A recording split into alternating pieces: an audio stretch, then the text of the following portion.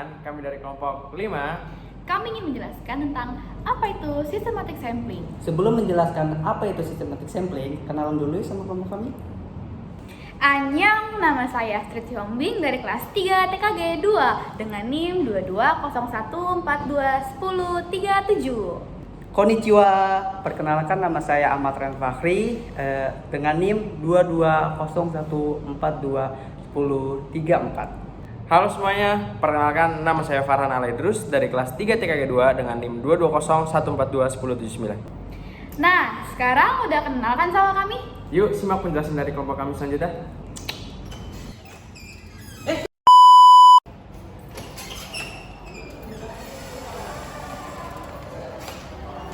Kayaknya kita dapat tugas dari Pak Jonathan ya?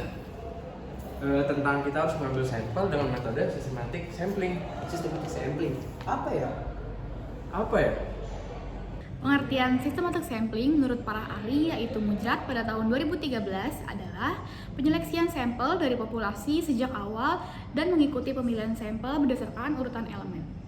Sedangkan menurut kelompok kami, pengertian systematic sampling adalah suatu sampel yang diperoleh dengan cara menentukan sampel pertama secara acak, lalu untuk sampel-sampel berikutnya ditentukan dengan interval tertentu secara berurutan. Terus metodenya gimana? Kekurangan kelebihannya? Gimana ya?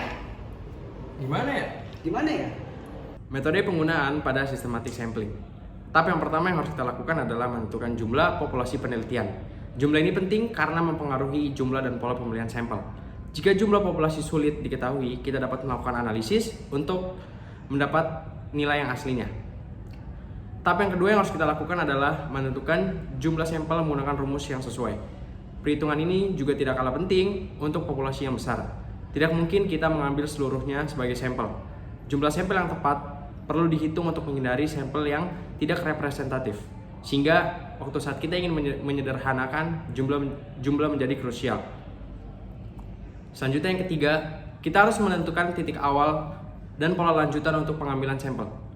Titik awal dapat kita pilih secara acak dan juga bisa mengacu pada beberapa faktor seperti usia, jenis kelamin, dan sebagainya. Setelah itu, kita menentukan awal ditentukan, pemilihan sampel selanjutnya mengikuti pola teratur yang bisa berupa garis lurus, melingkar, ataupun pola yang lainnya. Untuk yang terakhir dari systematic sampling adalah memulai pengambilan data setelah penelitian, menentukan jumlah dan sampel penelitian. Selanjutnya, data dikumpulkan menggunakan teknik yang sesuai seperti wawancara, kuesioner, dan metode lainnya. Kelebihan dan kekurangan dari systematic sampling. Kelebihannya yang pertama, sederhana dan mudah kita terapkan. Yang kedua, kemungkinan terjadi manipulasi data sangat rendah sekali. Dan yang terakhir, sampel yang dipilih lebih representatif. Untuk kekurangannya dari systematic sampling ini, yang pertama, keberhasilan sangat tergantung dengan jumlah populasi. Yang kedua, pola penentuan sampel bisa kita prediksi. Dan yang terakhir, kesalahan dalam meneruskan pola. Untuk contoh soalnya gimana tuh? Gimana tuh? Nah, untuk selanjutnya ini kita akan masuk ke contoh penerapan systematic sampling.